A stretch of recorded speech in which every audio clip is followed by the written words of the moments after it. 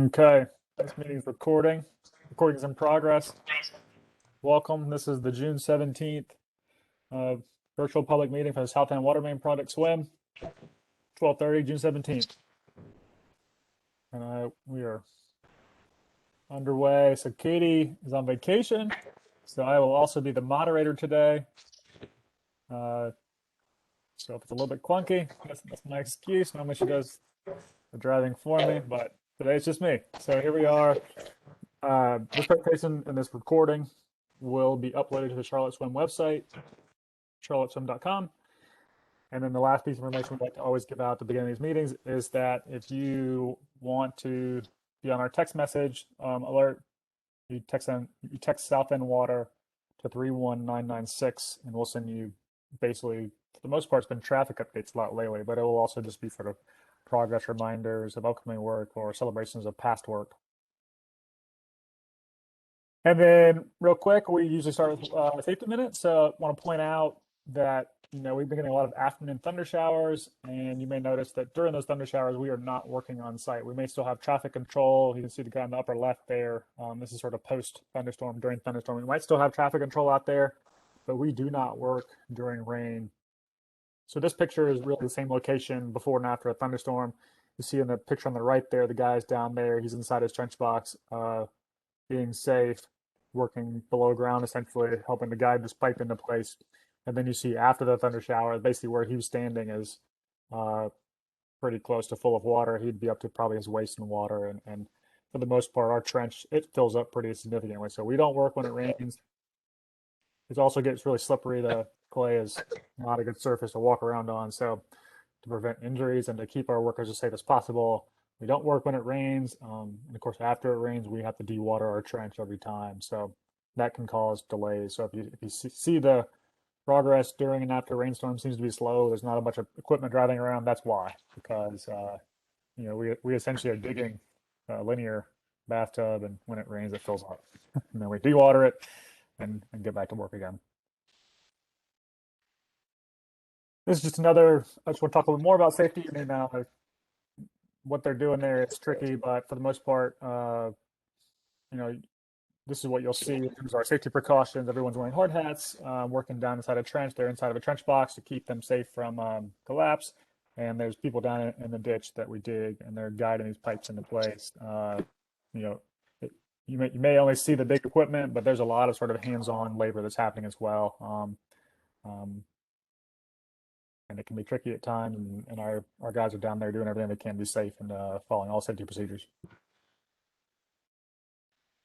Moving on to sort of the actual presentation itself. So contacts, important contacts. My name is Will. That's my phone number and my email address. If you want to reach a larger group project related, you can visit the website or you can email this email address. That's a great way to reach multiple people on the project team for less urgent concerns and needs. And then if you have a very urgent concern and need, you can contact Keith, and he's actually on this call as well. And that's his phone number and his email address. And he is specifically also working with all the businesses and residences in the corridor. So if there's an issue, or if you have a question about when we might be hooking up your water, or if you have an issue after you've hooked up your water, Keith's the person to ask. But of course, if none of these avenues work, then yes, definitely feel free to call my phone number there, or text me, or send me an email. Today we're going to talk about the same thing we always talk about. So progress the next 30 to 90 days. Brief moment, we'll talk about traffic and detours, and then the bulk of this presentation will be pictures and me describing what's going on in the picture so that everyone can understand and see what we're going through in order to install this water line. And then lastly, we'll have our contacts page again to further try to encourage y'all to sign up so we can be in touch. So we are currently in phase 5. And we are anticipating that this phase is going to finish up in early September. That's the timeline that we had last time. That timeline is still holding. There is some minor possibility that we might start to backfill and pave and close out and move some of the barrier wall at Elmhurst. Slowly start to move north on the southern end of the project a little bit sooner than September. But again, this is going to be weather dependent, rain dependent. And then of course, right now we are testing the line. So We have to make sure that the line can hold water and everything's good before we try and build the road back over top of it. We don't want to have to dig up a road that we just built. So all that to say, early September is still sort of the goal. Uh, we may beat that goal, but nobody hold their breath just yet. And then from there, we'll move into phase 6, which will be the southern part of the barrier wall will be near Elmhurst, and the northern part of the barrier wall will be up near Remount. There's just a map of what I just described, but yeah, currently in phase 5, we'll be moving to phase 6. And just as an FYI, some people will ask, well, why do we decide that one phase should end here, another phase should start there, and why is there overlap? And the short answer to that is that we have these very large 24-inch valves that go in the ground that are able to isolate different sections of this pipeline. And we try to pick those isolation points to be in and around intersections to make potential future work on them a little bit easier. And so that's what we're doing. We're sort of working in between these giant 24-inch valves, and so we're working valve to valve so that we can actually turn on and activate and connect new services to the line after we've installed it, but then still work on the same line. It hasn't been installed yet going north, and then we can slowly activate it and build it in pieces and move north with an active line being the finished product that we're done with. Traffic, detours, alternative routes.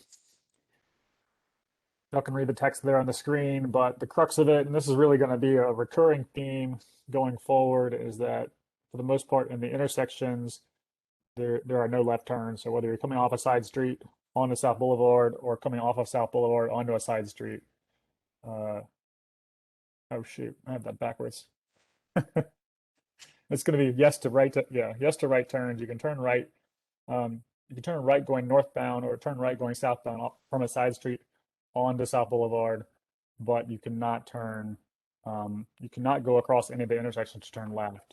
And then conversely, if you're coming off of South Boulevard, you could not go across the intersections to get off of South Boulevard. So I do have that correct. So no left turns, yes right turns. Okay, moving on to pictures of the project and what's going on. So here's sort of one of the last steps of the restoration process after we've finished building the line and we've started to get ready to put the street back in and do the paving. The first thing we do, of course, is you pour your new curb and gutter, and this is what it looks like. Nice fresh new curbs, and then it will come back and we'll pave equal to the top surface there of that curb. So when we're done, this is sort of the second to last step. After the curb and gutter are poured, new concrete work's done, then asphalt will be put in place. We talked a lot about soft digs in previous meetings. That's the process that we use to carefully excavate to find other buried utilities that we don't want to destroy. Once we know that there are no other buried utilities and we're doing the for real digging, then we do this. That's basically a big giant jackhammer on the end of that big excavator. He's breaking up that asphalt. This is not a delicate process. This is sort of what you would come to think of in terms of tearing up the street to get down to where you're going to be actually putting in something. Once you know there's nothing around there that you're not trying to damage. This is not a soft dig, sort of the opposite.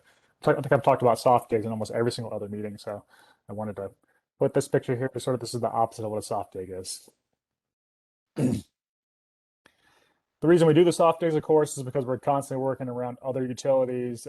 We've had a water line in South Boulevard for many years, and other utilities, fiber optic communications, gas, stormwater have all come in probably since our water line and have put other stuff that crisscrosses over top of our old water line, which means that when we're putting in the new water line, of course, that stuff is all sort of in the way, so to speak.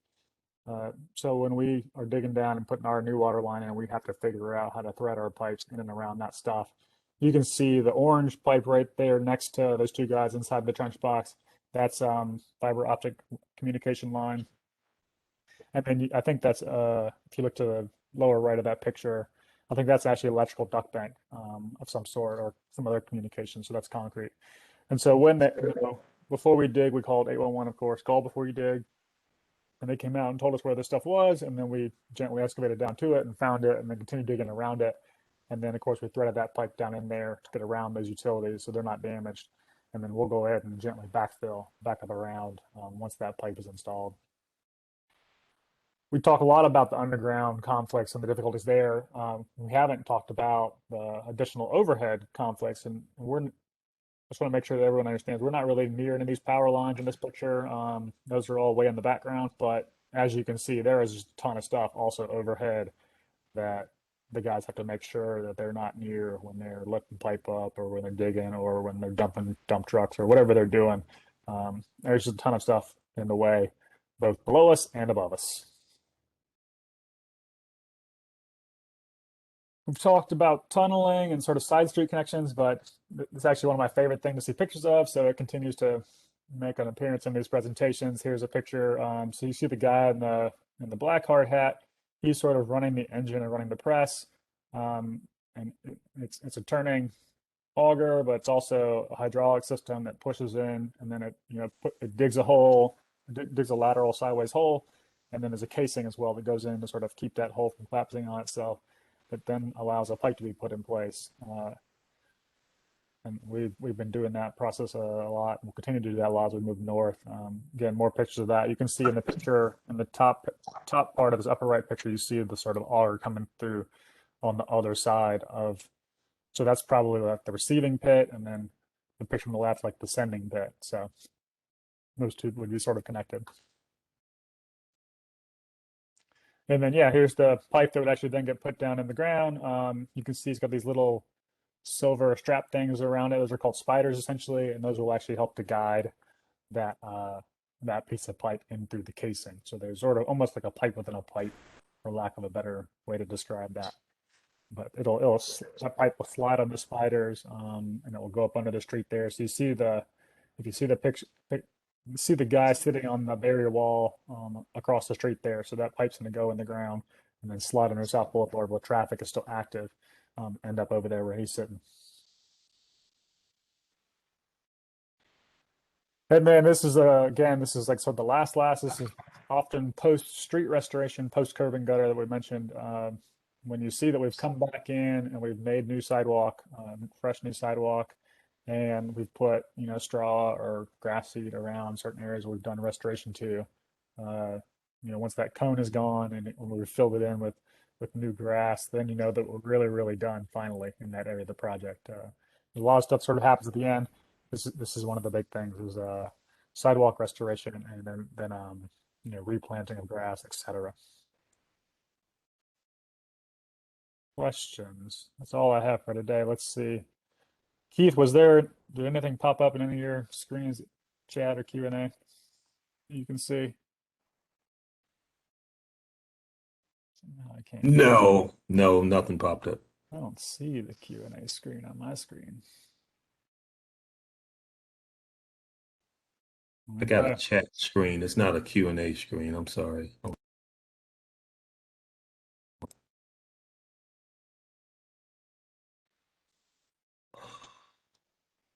Yeah, well, it doesn't look like there's any in the Q&A either. I found it. Q&A, also blank. Okay.